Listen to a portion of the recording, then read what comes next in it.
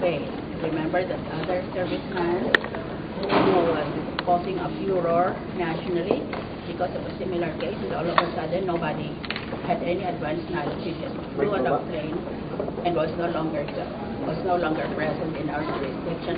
And the alleged victim herself was granted a visa, so she also flew to the United States. That for me was proof of bad faith on the part of the United States, because everything was done sub judice. I mean, everything was done in silence. So if there is any arrangement to be made, it should be made transparently, and the results must be made known to the public as soon as possible.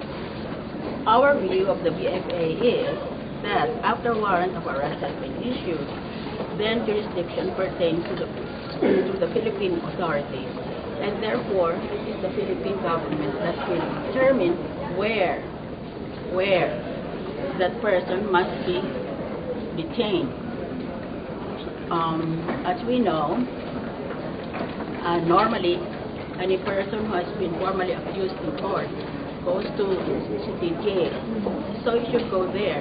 Whatever is a normal procedure for Filipinos should be taken as a normal measure as well. Otherwise, you will be giving undue discrimination in favor of a foreign national in our own country.